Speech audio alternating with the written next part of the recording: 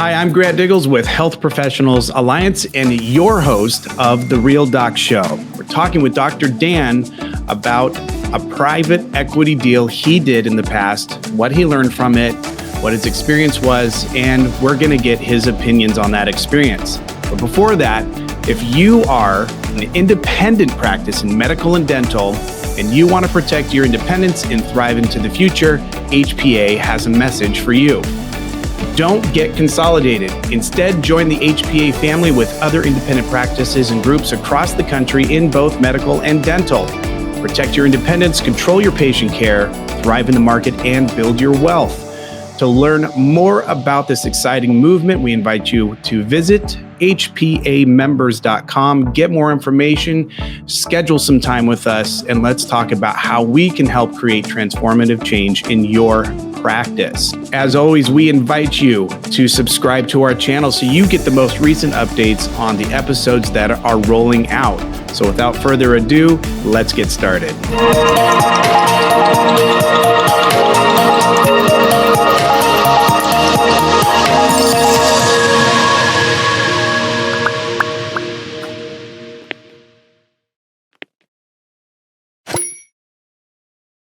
As I mentioned before, we are going to be talking about my medical group sold to private equity. This is my opinion. And today we are going to be talking with Dr. Dan. Let's go ahead and jump into this. Dr. Dan, it is a pleasure to have you on the show. Thank you for being here. How are you doing this morning? You ready to cover this material? I certainly am, and I'm thankful to be here. Appreciate all your efforts. Well, the pleasure is mine, for starters, because I think we're bringing a topic here that has a lot of value. So just to get started in the show, can you give just a brief background on your career, what you've been up to, and then we're going to jump right into this content. I'm very excited about it. So I'm giving you the floor. All right. Well, thanks. I'm a 62-year-old retired anesthesiologist. I did my training in the Midwest as a 1 year of general surgery, 3 years of anesthesiology residency with a concentration in cardiac anesthesia. Very good. That was quick and concise and to the point. So let's jump into this thing. So you were part of a group that ended up agreeing to jump into a private equity deal. And the thing I love about this topic for you is that you started independent, and there was some growth and things that occurred in the independent market. So you got to have that experience. And then you jumped into this private equity deal. And then you had that experience, and you had that contrast between independence. You had the experience of private equity, and now you're completely out of all of it. You're in retirement at this point in your life, and you have this opportunity to kind of look back and see those comparisons, see what it was like independently, and then what kind of changed when you guys went into this private equity deal. So my first question for you is, let's start before the private equity deal occurred. So let's go back to when you were a private practice still. Tell me a little bit about that, because we've already covered some things. So right. Go ahead. So it's like you started small and started aggregating. So go with that. Right. I started in private practice with a professional corporation in 1992, and worked, just work. Until about 4 years in, I was elected by the other members to go on our board of directors. At that point in time, we started negotiating with a single hospital-based group, and getting in preparation for this discussion, I realized that when we were negotiating with that group, we used several of the key phrases that were eventually used to persuade my larger group into inking the deal on a private equity acquisition. The phrases that we were using is bigger is better. Because I did cardiac, we did the cardiac cases that were at that hospital, and we did a lot of the major vascular cases that were done at that hospital. So there was a little bit of a split. And so, we said, bigger is better. You don't want to become hospital employees. You don't want the hospital system to replace you with another regional or national group. And we used all those phrases in the course of discussing the acquisition of this smaller group. Okay. And it was successful. And because I was the most inexperienced board member, we gave up 2 seats on the board to the incoming group. So at that point in time, I ceased being on the board. But like I said, in preparing for this, I looked back and I thought, oh my God. So you started private, you started merging with other private groups, right? Within the market that you were in. And one of the things that I thought was really interesting that you mentioned when we had a conversation earlier is that the structure of the company was a certain type of legal structure, right? And then, you talk about moving forward and that structure changed. So what was that change? What was the justification for it? Yeah, in the early 2000s or 2010s, excuse me, we then had a significant overlap with another group in our area. Once again, we were doing a lot, most if not all of the cardiac, and the bigger and is better concept came up. And in that consolidation,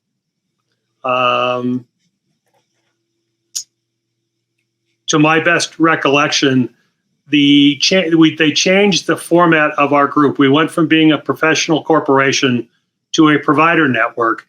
And the explanation of that was that it made us an entity that would be more attractive to further consolidation or acquisition.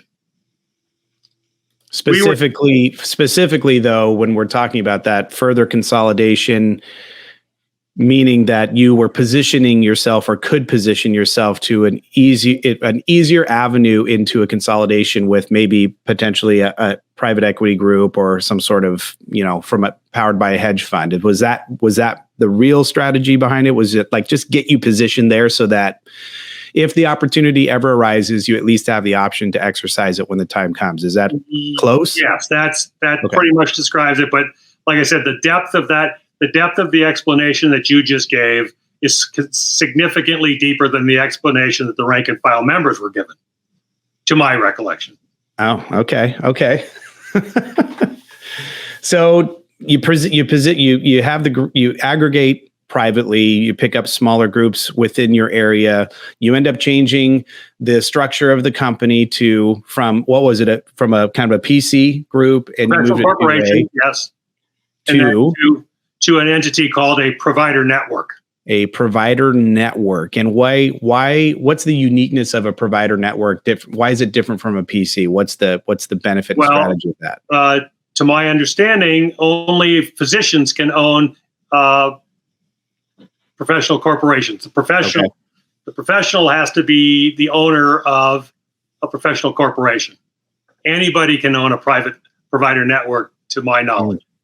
Okay, so that's a huge difference right there, which makes sense why you positioned with the possibility of having that option. So you position yourself there, everything's going, and then let's get into the meat and potatoes of this thing. So finally, a private equity group appears out of nowhere, looking for opportunities to expand their network. They approach you and the group. So let's talk about,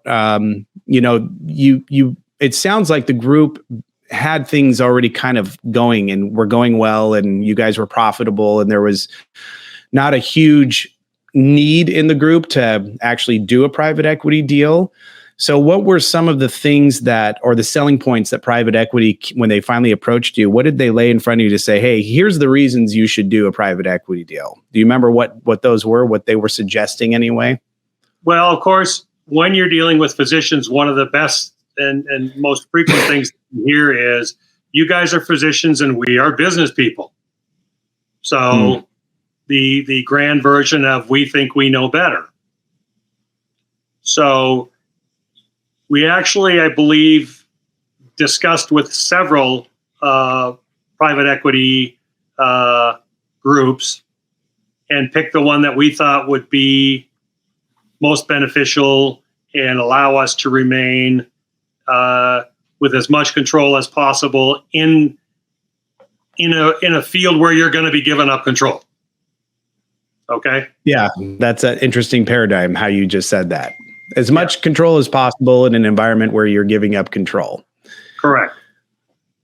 And so the value prop, for lack of a better term, is, well, our back office will be better. Our resource utilization will be better. Resource utilization in anesthesia language is your scheduling will be better. You'll be more efficiently scheduled. There's an opportunity to access the capital markets, which I guarantee you that none of us understood at the time.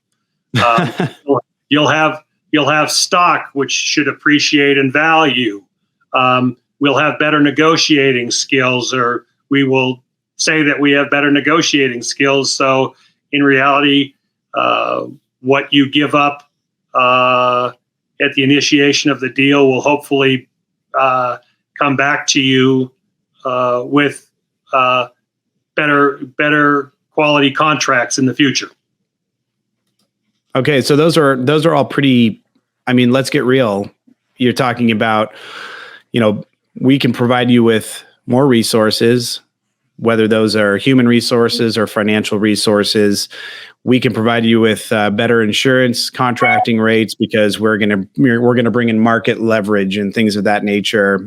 We can take care of the back office for you. So it kind of sounds like, okay, we can do all these things for you that really allows you to be a doctor and be more profitable, make more money, so you can focus on your craft, and we'll take care of everything else. Plus you get a check and probably some stock and things like that. And I mean, those are all pretty powerful value propositions, right?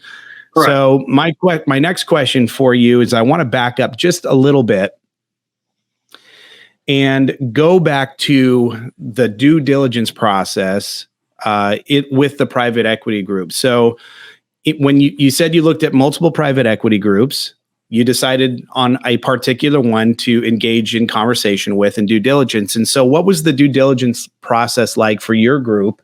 Because this is an important one, because a lot of doctors that are considering private equity, the due diligence is everything. And finding that fine print, understanding what it means, asking the right questions. You don't necessarily know how to do that. So you're relying on counsel in a variety of different aspects to go to bat for you and to basically take this legalese from something that's very probably a little bit difficult to understand. And these counsel people that you hire to look at this are supposed to make this digestible and understandable for you, right? Correct. So this due diligence that you went through, who did you have in your due diligence corner? Let's call it that. In representing you and advising you on whether or not this was a good deal. What did that look like? Well, the people who had been our accountants for several years were our primary financial advisors or counsel in this deal. And they made it clear that, yes, you're going to give some things up. You're going to get, you get a decent sized check, but you're going to give up some aspects of your financial freedom in the process of that.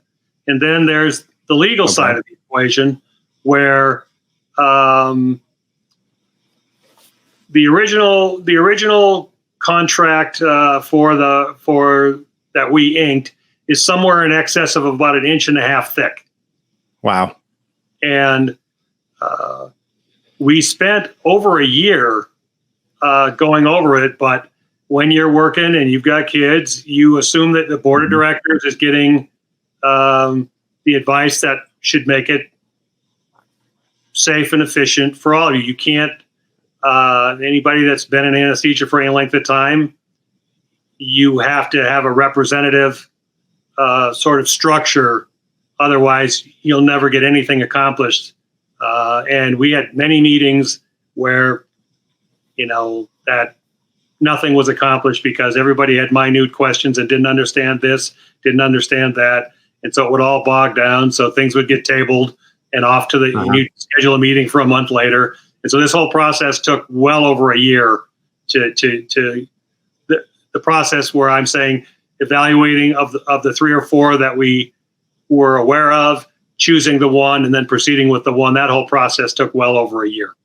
Wow. And so you pick them, and 2 questions, and we'll do 1 and 2 here. But the first question is how did you find the counsel that you chose to use? Let's start with that. So you mentioned legal counsel, and you mentioned your bookkeeping or your company's bookkeeping service. So accounting service. Thank you. Yeah. So the accounting service was your service. That was a trusted source that you guys have worked with for years. And then the second question is, where did your legal counsel come from? Well, it's an interesting comment, or interesting situation, in that we had legal counsel, but there was also and I believe they may have suggested that we should get somebody who is familiar with private equity deals. Okay. I know I'm asking you a loaded question, by the way. So I'm leading you here, Dr. Dan. It's a very loaded question, and you're not going to take me to where you want me to go. I know, but I want to. Want to. Regardless of who the legal counsel was. Right. There is a lesson to be learned there. Pick your legal counsel very carefully, and I guess we can leave it at that. Well, I would say let's not leave it at that, and let's just say make sure that your legal counsel is absolutely and directly responsible to you and your group. All right, they should have a depth and a breadth of experience in private equity deals, not just getting them signed, but letting the membership know how things are going to mature in that deal, and how sequential events may affect you in the long run. If they don't have if they've never been through a private equity deal and have from start to finish, I mean, not from start to finish of getting the deal on the table and signed, but start to finish from the time the deal starts to be negotiated until you are a participating member in the corporation that purchased you, which means at least as far as through the vesting of the shares that you were granted. Okay, so all the way through, and that you actually just jumped on my second question, because it sounds like, obviously hindsight's 2020, right? And it's easy to be like, oh, hindsight's 2020 with Bitcoin right now with everybody. It's like, where was I on that one? But with your particular group, and I want to emphasize this because it's important, do you feel like the group was really kind of focused on let's just call it the first half of the deal? Like they were kind of fixated on like, okay, what does a check look like for me? What does the stock look like for me? And we talk about looking down the road, as you just suggested, like 3 to 5 to 7 years down the road. What does it look like? How do I get out of this thing? What happens if we sell to somebody else? What does that mean for me? Do you feel like the group was really more focused on the front half of the deal and really kind of, there were maybe some surprises as this thing kind of completed and then years ensued? And it's like, oh, this is not an area that we did a lot of due diligence on. Is like, what happens down the road? Am I communicating that pretty accurately? Is that how you felt like the group approached it? Yeah, I think there was quite a bit of not elation, but satisfaction with the fact that we got a deal done, because we thought now we have something that we can work with. We have something that could potentially grow and contribute to our financial well-being for years down the line. So we were actually fairly pleased with the result. Were there surprises? Yes. Can I tell you what they were? No. I'm in my 8th year of this deal, and it's been made perfectly clear to me that whatever I signed, I'm going to be held accountable for as long as I'm a shareholder. Yeah, so, even as a shareholder, even if you're retired and still as a shareholder, is that accurate? So you're still, even after retirement, you still have ties to the deal that go beyond that are still causing ramifications for you. Correct. That we don't need to get into. We got to tread lightly around here. But so you ended up doing the deal. Right.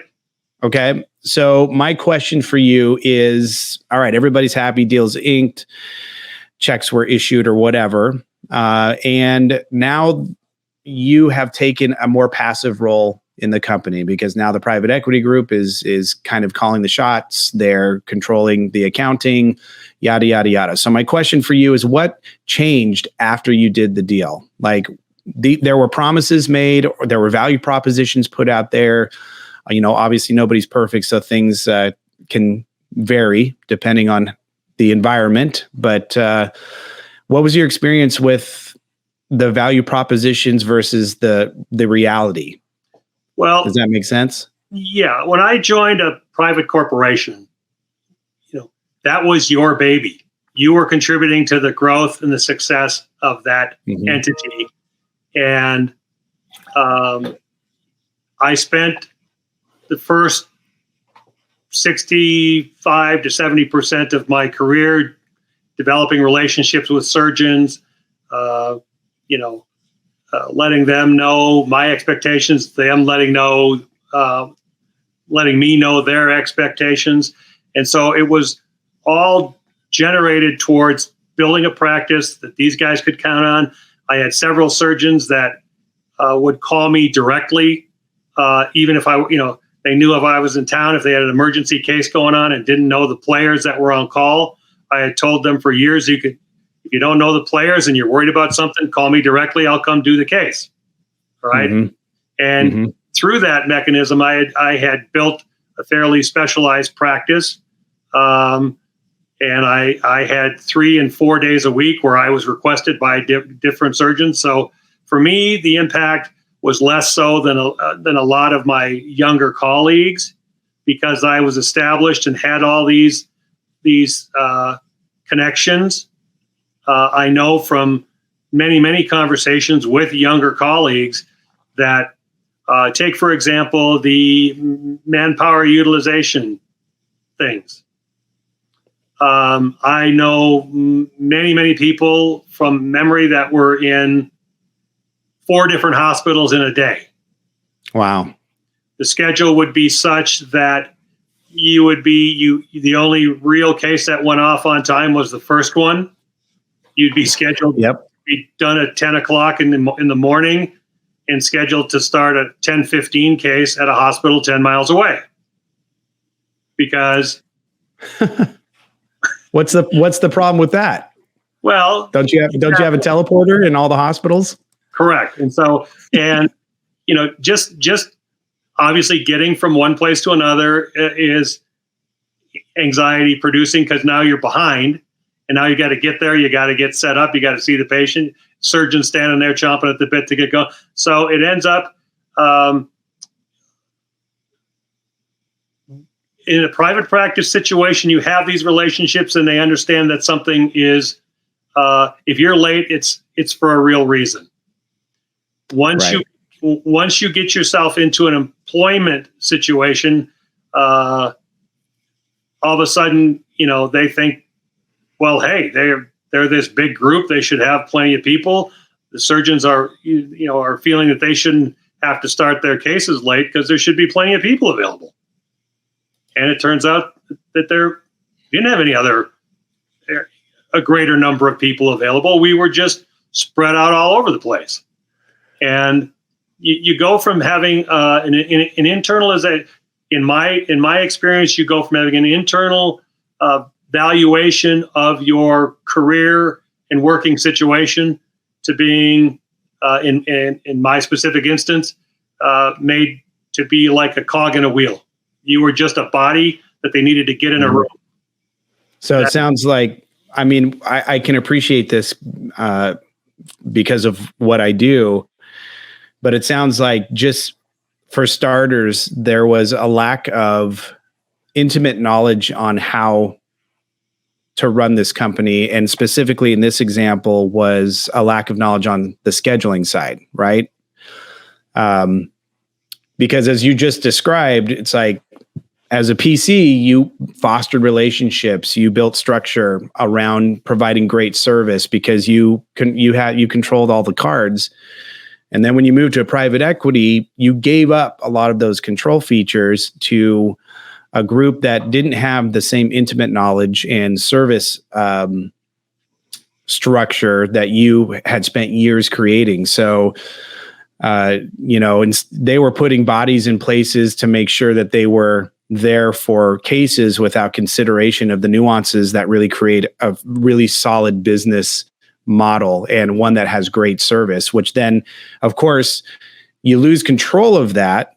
And then the trickle down effect is deterioration of culture, where now the doctors don't have control over certain aspects that they did before.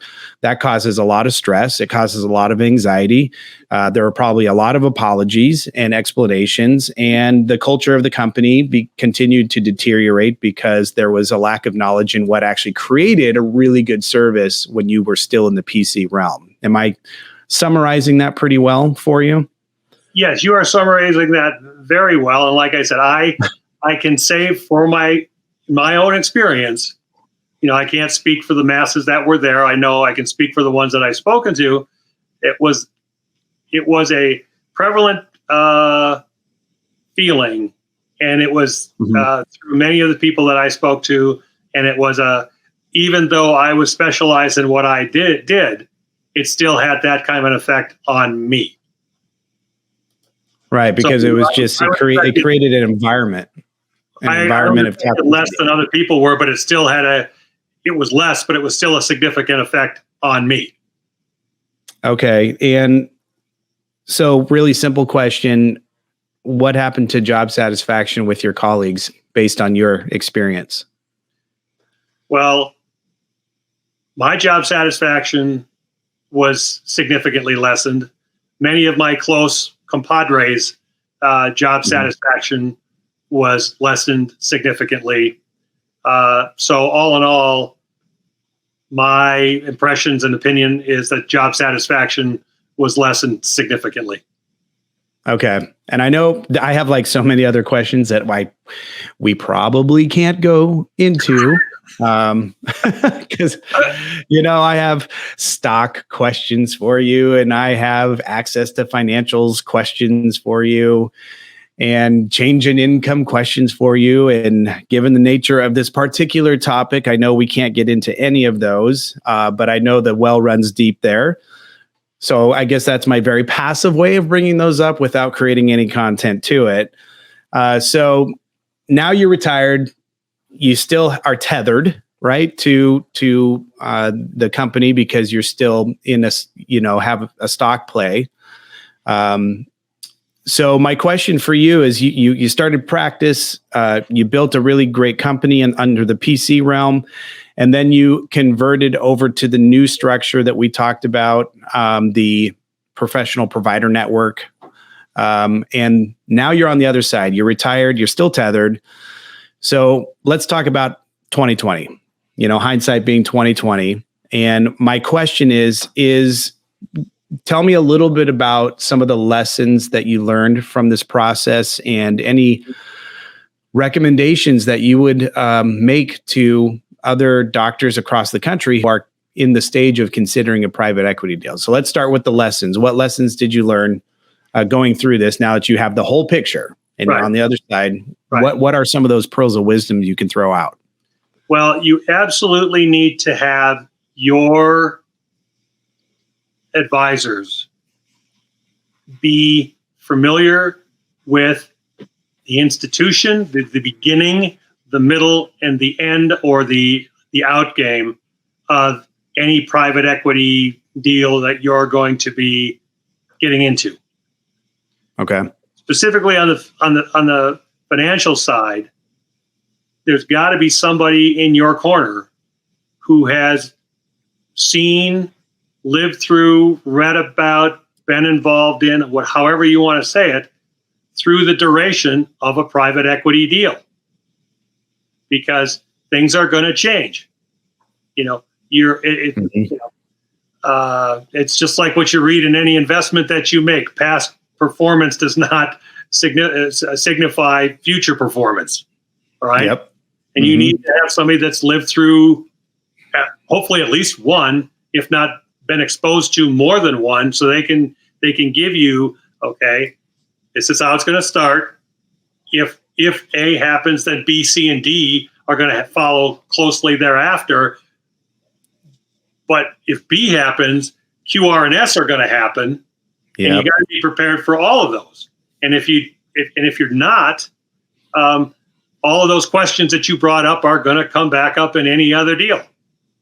From the legal standpoint, you need a group of lawyers that have been involved in private equity deals beforehand, but their allegiance has to be absolutely and completely to your group.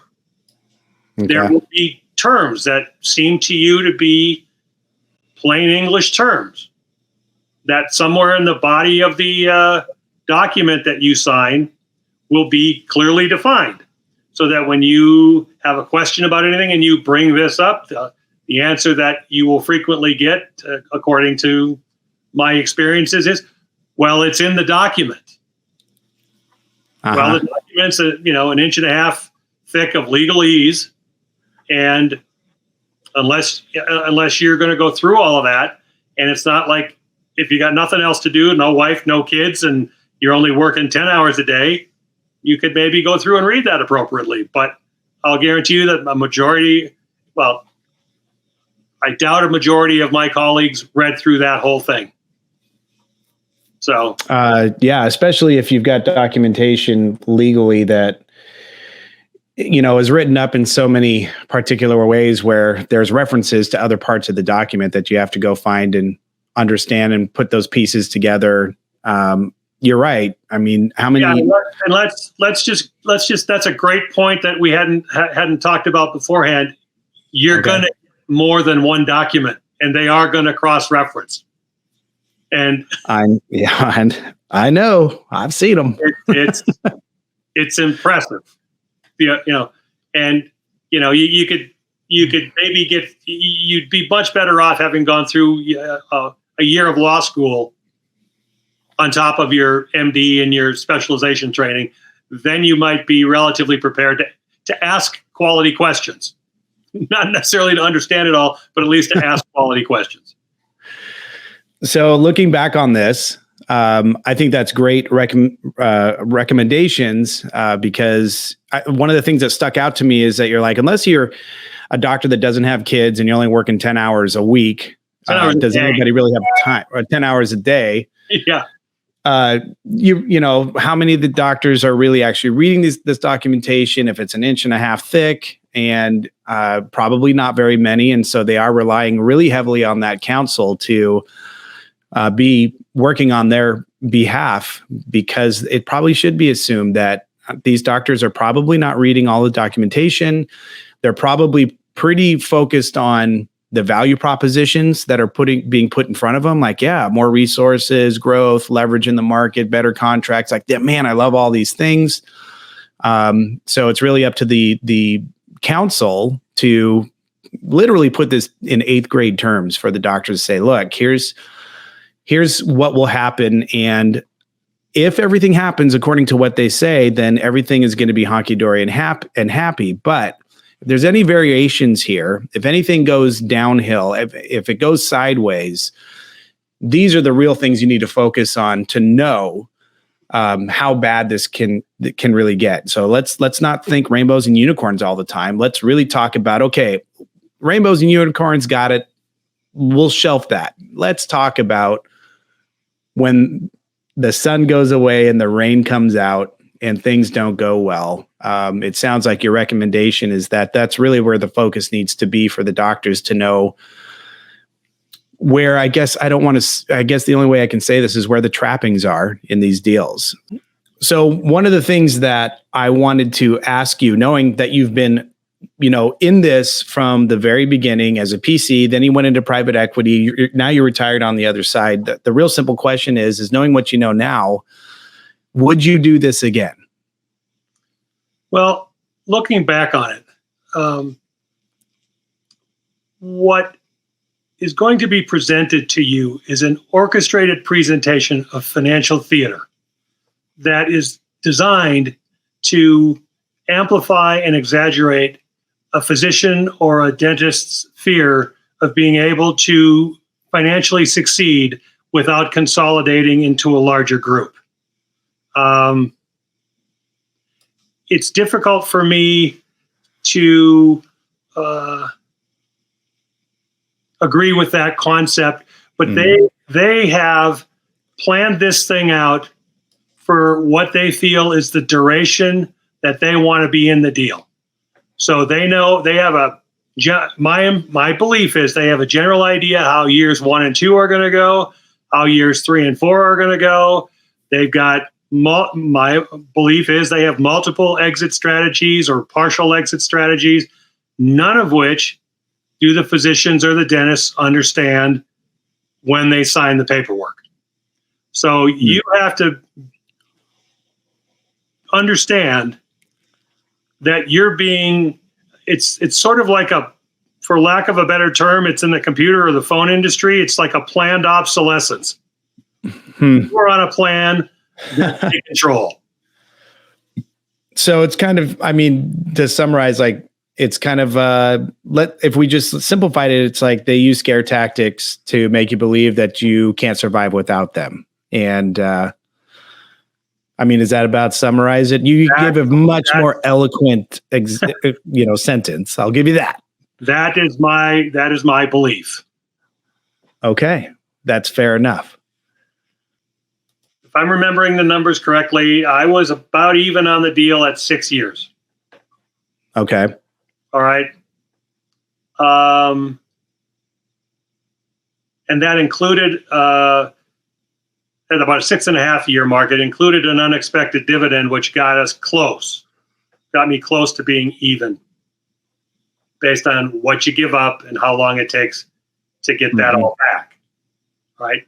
Now, in the long run, I should be ahead. Yep. But that's not for certain. Right. And that's only speaking in my specific instance financially. Correct. The culture and the satisfaction between my private practice experience and my corporate medicine experience was in my personal opinion, a significant downgrade in the work environment and the satisfaction of what I garnered from my practice. I went from being an owner to an employee. I went from being what I felt was a valued member of my smaller group to a cog in the wheel. And once again, these are my own personal opinions. Yeah. But I went from, just get a body in the room,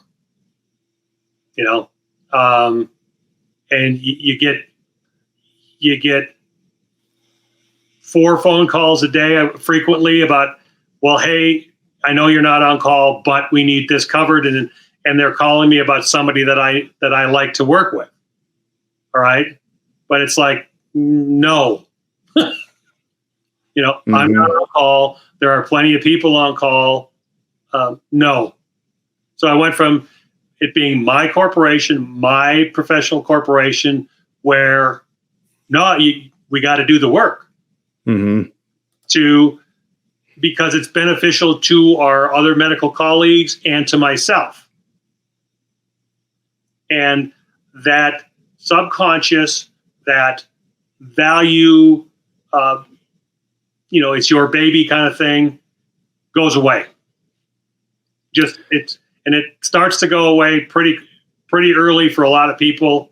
Like I said, my practice didn't change all that much. So it took maybe 9 months for me to start to sense the the change. Others of my group felt it in 6 months. So you kind of lost pride of ownership. Yep. Because of that feeling of being an employee or treated like one, being a cog in the wheel.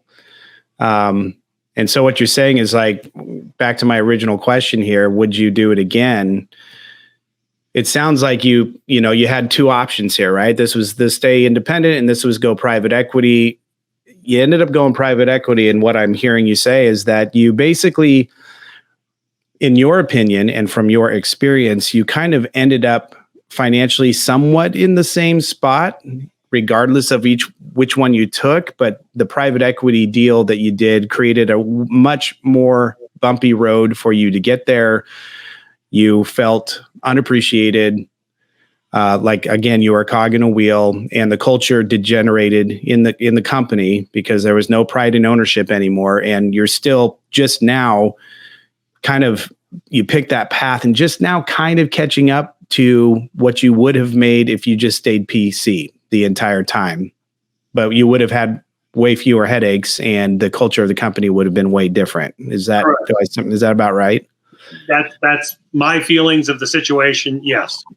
And then assuming that everything continues to go the way it's supposed to with this deal, being that you're still tethered to the company, there is a possibility that you might break even or maybe get ahead a little bit at the end if it occurs. So correct. The timing of that, and granted, it's a market opportunity, even though it's a private market opportunity. Mm-hmm. So you are, because of the private nature of the thing, you have no visualization, for lack of a better term, of the share price other than what you're given. Also, right. Since it's a private market, you don't have the liquidity that you would have if it were a public entity. So correct. You lack liquidity, you lack access to an investment that you have participated in, and so you have actually no say, or very little say, in that. How you wrap up. Like I said, I'm retired now. I have almost no say in how that gets wrapped up. Yeah, and then and I know you can't speak into this, but I'm just going to say it's the uniqueness for you is you're retired. So, but there's a lot of doctors in that deal still that are still working and probably have quite a few years to go, right? Correct. So if the private equity deal does eventually get to a liquidation stage and they do sell to a second sale, I mean, that bodes well for you because there's a good possibility you can completely detether from them and get your payout. But then the doctors that are still in the system on that second sale have to ride the next ride, whatever the next roller coaster is, they're still in. Well, yeah, well, this is you bring up a valid point, and that is,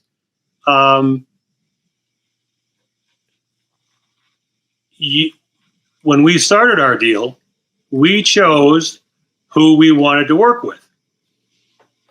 Mm-hmm. As the deal matures, that whole deal could be sold off to somebody else who we never dealt with. And so now and there was a reason we chose who we chose. We chose the group that we were most comfortable with, but they could sell it to anybody. And now you're working for somebody you have no knowledge of, no history with. And mm-hmm. For me specifically, that thought didn't enter my head until a year and a half, 2 years into the deal. I'm like, whoa, that would have been nice to have thought about ahead of time. Yeah, it's, and it is something that needs to be considered because, I think a lot of these deals, and again, this is my opinion, so what I'm about to say is not the truth, but a lot of these deals that does need to be considered. Like, okay, I have stock in this deal and that's great, but I've got 15 more years to work. So what happens when you sell to the second sale, and what does that look like, and what's going to change for me? Am I going to be even treated more as an employee? Is it going to be converted to, major production requirements? Like, there's all these things. And then what happens to my stock? Do I have a liquidation stage there, or don't I? Like, these are all questions that probably should be asked. And I really appreciate that you're recommending to others based on your experience and your opinions that you really need to be looking not just at the deal at hand, but what is going to change after the deal occurs, and then what happens if it goes sideways, and then what happens if everything goes great and you stay on schedule for that second sale. Well, then what happens at the second sale? Because now we're all working for somebody different, and what happens to my stock? And the